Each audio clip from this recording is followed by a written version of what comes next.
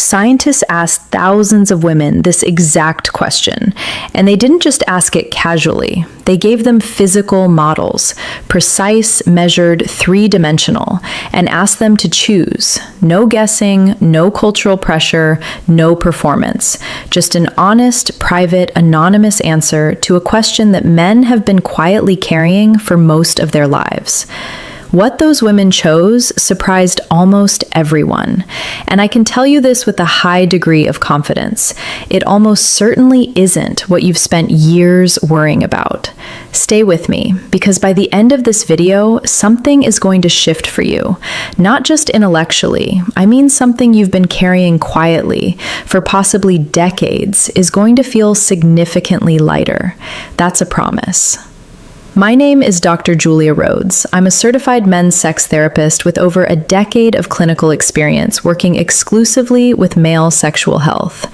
In that time, I've worked with thousands of men in personal, their 40s, 50s, 60s, and beyond, helping them navigate the questions that nobody else is answering honestly. Questions about performance, about confidence, about what's actually happening in their bodies and their relationships as they move through this stage of life. I built this channel on one principle: that men deserve honest, research-backed, clinically grounded answers to the questions they carry quietly. No shame, no mythology, no industries built on manufactured insecurity, just the truth. And today's topic? It deserves the truth more than almost anything else I cover on this channel. Before we go any further, if you are a man over 60 or you love one and you want real, honest, expert-led conversations about men's sexual health, please subscribe to this channel right now. Every week, I bring you research-backed, clinically grounded content on the topics that matter most to men in this stage of life. No fluff, no embarrassment, no outdated advice. Hit subscribe. And let's get into the science. Why this question matters more than men admit. Let me start by saying something that I want every man watching this to hear clearly. The fact that you are asking this question, even privately, even just by clicking on this video, does not make you insecure. It does not make you vain. It does not make you shallow. It makes you human. This question sits quietly in the minds of the vast majority of men I have ever worked with.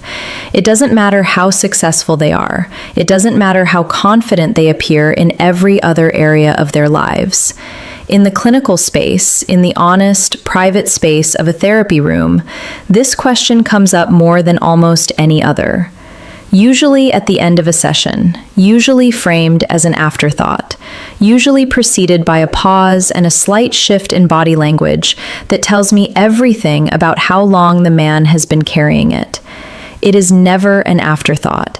It is one of the most quietly persistent sources of sexual anxiety in men, and it has a measurable impact on performance, confidence, and the quality of intimacy that men are able to bring to their relationships. Research consistently shows that size anxiety in men is directly correlated with reduced sexual confidence, increased performance anxiety, and diminished presence during intimacy, all of which have a far greater negative impact on a partner's satisfaction than any anatomical measurement ever could. Let me say that again because it matters. The anxiety about size does more damage to your sex life than size itself ever could. And that anxiety, in most cases, is built on a foundation of cultural mythology, manufactured insecurity, and a near total absence of honest clinical information. That changes today. But before we get into the research, I want to take a moment to share something with you. because this video is one piece of a much larger picture, and I've put something together that I think you're going to want to know about. Over the past year, I've had one question come back to me from this community more than any other. Dr. Rhodes, is there something that pulls all of this together? The performance piece, the technique piece, the confidence piece, the connection piece. Is there one place I can go that guides me through all of it? Not just teaches me, but actually walks me through it, step by step, from beginning to end. The answer is yes. I put something together for you. A complete program built specifically for men over 60 that pieces the entire puzzle of men's sexual health together in one place. From fixing erection and performance issues to the specific techniques that make a man truly exceptional in the bedroom after 60, to how to bring your partner to the same level of desire as you, so that intimacy becomes something you share fully, not something you navigate alone. It is not a collection of tips. It is not a list of exercises. It is a guided journey from beginning to end, built around the clinical understanding that real sexual confidence comes from having every piece of the picture, not just one. I made a dedicated video about the program, walking you through exactly what's inside and why I built it the way I did. That video is pinned in the comment section right now, and it's also linked in the video description below. If today's video resonates with you, and I believe it will, I want you to go watch that video after this one. Because what we're discussing today is one piece of a puzzle that, when fully assembled, changes everything. Go check it out. The link is right there waiting for you. Now, let's get into the science, because what the research shows about what women actually prefer is something every man deserves to know. What the research actually shows, the study that changed everything. Let's talk about the science, because this is not a conversation built on opinion or anecdote or what someone told someone in a locker room 40 years ago. This is a conversation built on peer-reviewed research, and the research is both more precise and more reassuring than most men ever get to hear. The study I want to start with was conducted by researchers at the University of California, Los Angeles, and the University of California, Santa Barbara. It is one of the most methodologically rigorous studies ever conducted on female size preference, and the reason it stands apart from other research is the way it was designed. Rather than simply asking women to describe their preferences verbally, which introduces enormous cultural bias, social desirability bias, and the unreliability of verbal estimation, the researchers created a set of precisely measured three-dimensional models. Each model represented a different combination of length and girth. Women were asked to handle the models, consider them carefully, and select their preferences for two distinct contexts: a long-term partner and a one-time encounter. The results were unambiguous. For long-term partners, which is the context that is overwhelmingly most relevant to men over 60, women selected models that were close to average in both dimensions, with a clear and consistent preference for slightly above average girth over length. The length preference was notably moderate, significantly below the exaggerated dimensions that dominate cultural mythology around male sexuality. A separate large-scale study published in the Journal of Sexual Medicine, involving data from over 50,000 participants, reached conclusions consistent with the UCLA research. Across the dataset, girth was rated as the more significant dimension for sexual satisfaction. Length, beyond a functional baseline, showed diminishing returns in terms of its contribution to a partner's experience. Let me be precise about what diminishing returns means in this context. It means that beyond a certain point, a point that the research suggests the overwhelming majority of men already meet, additional length contributes nothing measurable to a partner's satisfaction. And in some cases, the data shows it contributes negatively, causing discomfort rather than pleasure. This is the finding that most men have never been told. The cultural obsession with length, the dimension that has driven an entire industry of products, supplements, and manufactured anxiety, is not supported by the data on what women actually experience, prefer, or report as meaningful. Girth is the dimension that the anatomy supports. Girth is the dimension that the research validates. And girth, unlike length, is a dimension that responds meaningfully to erection quality, which is something we will come back to shortly. The anatomy behind the answer. Why the science points where it does. The research findings I just described are not arbitrary. They are not simply a matter of preference or taste.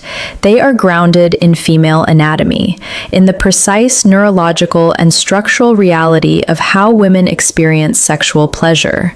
And understanding that anatomy is what transforms this conversation from reassuring to genuinely empowering. Here is what the anatomy tells us. The vaginal canal contains its highest concentration of nerve endings in the first 3 to 4 centimeters. This is not a minor detail. This is the foundational anatomical fact that explains why girth, the dimension that creates lateral pressure, friction, and stimulation across this nerve-rich region, is the dimension that the body responds to most powerfully. Length, by contrast, reaches beyond this zone. The deeper portions of the vaginal canal contain significantly fewer nerve endings. Stimulation in this region is not only less neurologically impactful, it can, particularly with vigorous or poorly calibrated movement, cause genuine discomfort or pain. This is the anatomical explanation for the diminishing returns finding in the research. But the anatomy goes further than the vaginal canal. The clitoris, the primary organ of female sexual pleasure, and one that is profoundly misunderstood in mainstream conversation, is not simply the small external structure that most people are familiar with. The clitoris is a large internal structure. It extends internally in a wishbone shape, wrapping around the vaginal opening on both sides. The full internal clitoral complex is estimated to be between 9 and 11 centimeters in total. What this means, anatomically, is that the stimulation of the internal clitoral structure, which is the stimulation that most consistently drives female sexual pleasure, is achieved through pressure and friction at and around the vaginal opening. Precisely the region where girth has its greatest impact. Length does not reach this structure more effectively. Girth engages it more fully. And then there is the anterior vaginal wall, the region most commonly referred to as the G-spot. Research into anterior wall stimulation consistently shows that the experience of pleasure in this region is driven not by depth of penetration, but by angle, pressure, and intentionality of movement. A shorter, correctly angled approach, combined with deliberate attention to pressure against the anterior wall, consistently outperforms depth-focused penetration in stimulating this region. What the anatomy is telling you, in every dimension, is that presence, angle, pressure, and technique are the variables that matter, not the dimension that has occupied the cultural conversation for decades. This is not consolation, this is anatomy. What women actually say, the gap between culture and reality. The physical preference data is important, but I want to go a layer deeper, because when women are asked not just about physical dimensions, but about what actually drives their sexual satisfaction, the answers reveal something that every man over 60 needs to hear. Research published in Sexual and Relationship Therapy, along with a consistent body of survey data across multiple studies, shows a striking and persistent gap between what the cultural mythology around male sexuality suggests women want and what women actually report as the drivers of genuine sexual satisfaction. When women are asked to rank the factors that matter most to their experience of sex, the factors that determine whether intimacy feels deeply satisfying or merely functional, physical dimensions do not lead the list. What leads the list, consistently across cultures, age groups, and relationship types, is this: emotional connection. The felt sense of being with a partner who is present, attentive, and genuinely engaged. Not performing, not anxious, present. Foreplay duration and quality. Research consistently shows that the average woman requires significantly more time in foreplay than the average man assumes, and that the quality of that pre-intimacy attention is one of the strongest predictors of her overall satisfaction with the sexual experience. Communication.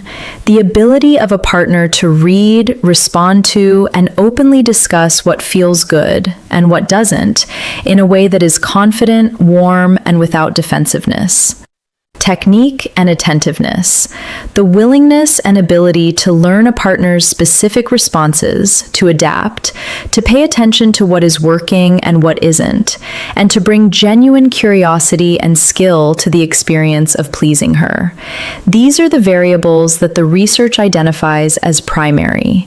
These are the dimensions of sexuality that women report as determining whether an experience was truly satisfying or merely adequate. Physical size, in study after study, ranks significantly below all of these. This finding is not presented to dismiss the physical dimension entirely. It is presented because it tells you something critically important about where your attention, your energy, and your confidence belong. They belong in the dimensions where the evidence shows the greatest impact. And those dimensions, every single one of them, are dimensions you can develop, refine, and improve regardless of age. In fact, for men over 60, they are dimensions where the research suggests you may already hold a significant natural advantage. The confidence and technique factor, where the real difference is made. I want to spend time on this section because in my clinical experience, this is where the conversation moves from interesting to genuinely transformative. Multiple peer-reviewed studies have examined the relationship between a man's sexual confidence and his partner's reported satisfaction. The findings are consistent and striking.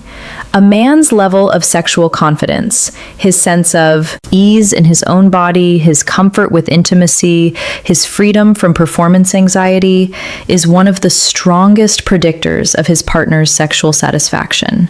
More predictive in study after study than any physical measurement. And the inverse is equally documented. Men who experience significant anxiety about their physical attributes, including size anxiety specifically, show measurably reduced sexual performance. Not because of any physical limitation, but because anxiety is neurologically incompatible with the arousal state that drives optimal sexual function. Here is the mechanism, stated plainly. When a man enters an intimate situation carrying significant anxiety about size, about performance, about whether he is enough, his nervous system shifts into a state of low-grade threat response. Cortisol rises. The parasympathetic nervous system, which governs arousal and erection, is suppressed.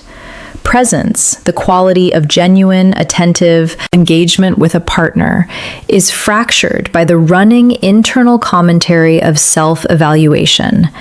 The result is a self-fulfilling dynamic. The anxiety about not being enough creates the very conditions that make a man less than his best, not because of who he is, but because of what he is carrying. This is why addressing size anxiety is not a cosmetic conversation. It is a clinical one.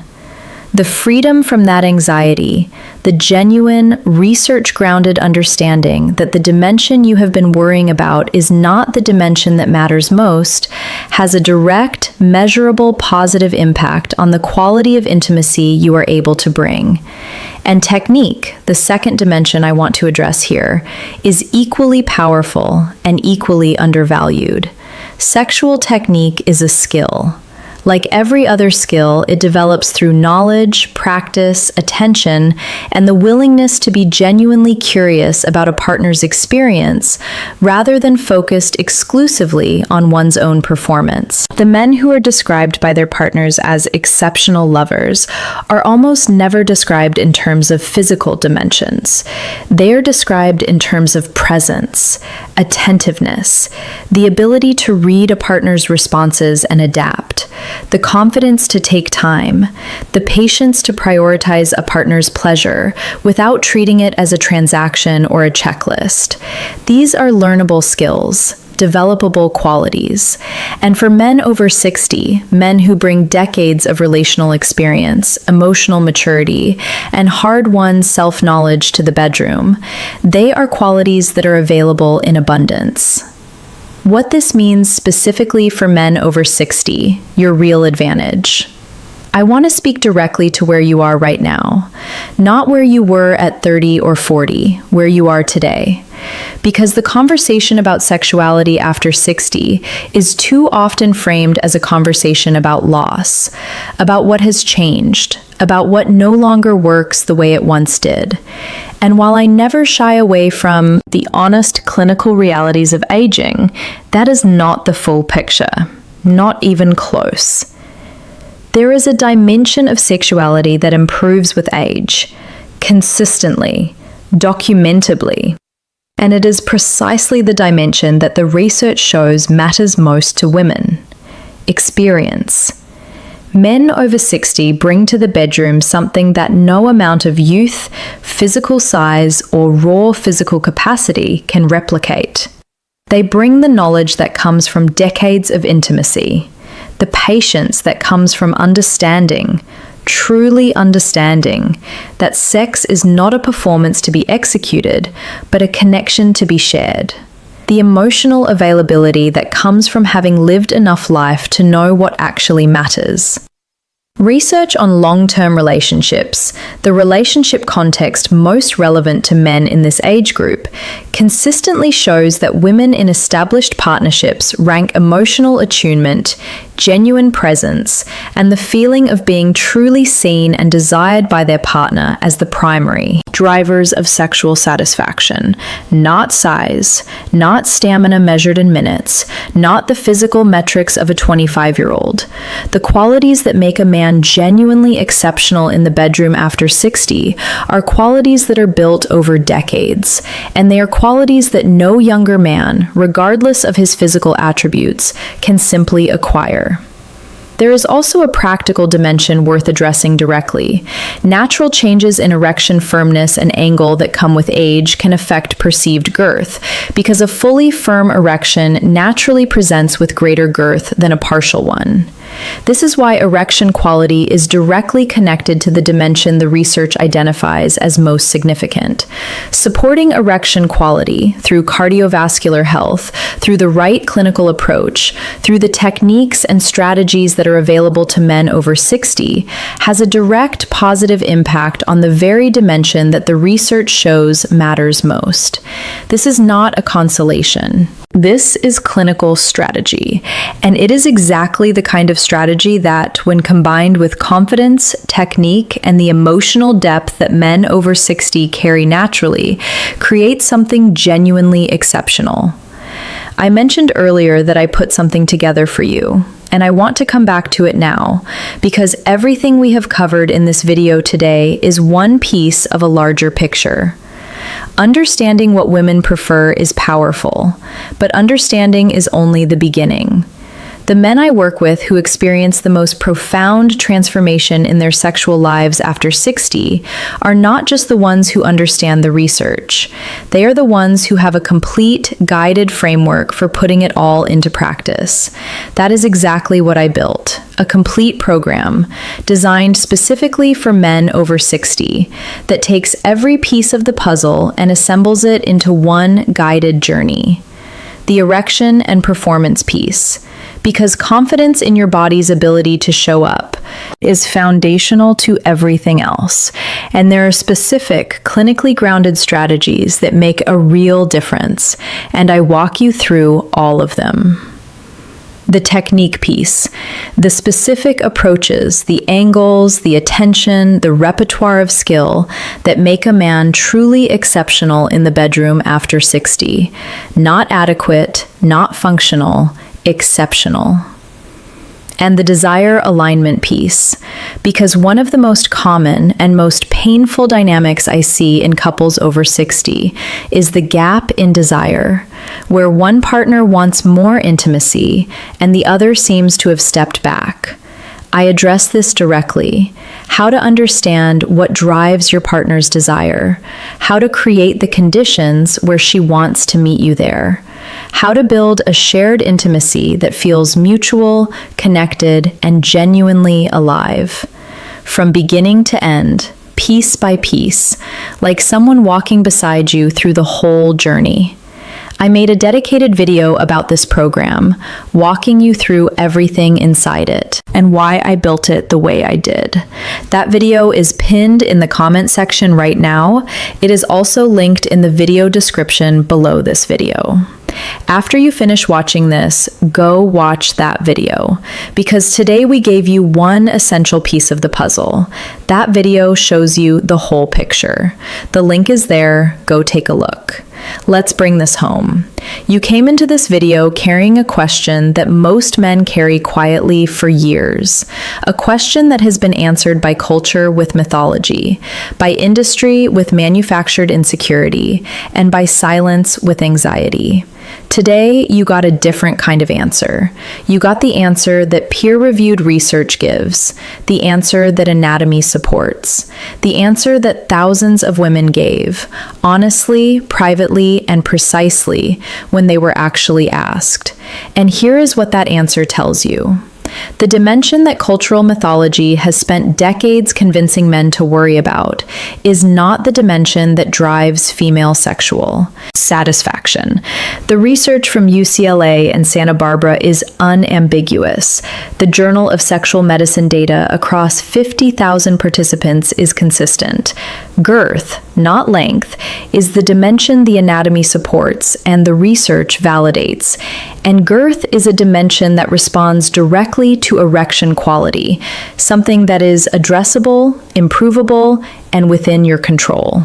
The anatomy tells you that the nerve-rich region of female sexual response is located precisely where girth has its greatest impact, that the internal clitoral structure, the primary driver of female pleasure, is engaged through pressure and friction at the vaginal opening, not depth of penetration.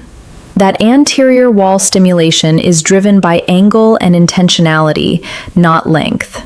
The survey data tells you that what women consistently rank as most important, emotional connection, quality of foreplay, communication, attentiveness, and technique, are not physical dimensions. They are relational and skillful dimensions that every man can develop, dimensions that men over 60 frequently already possess in greater abundance than they realize.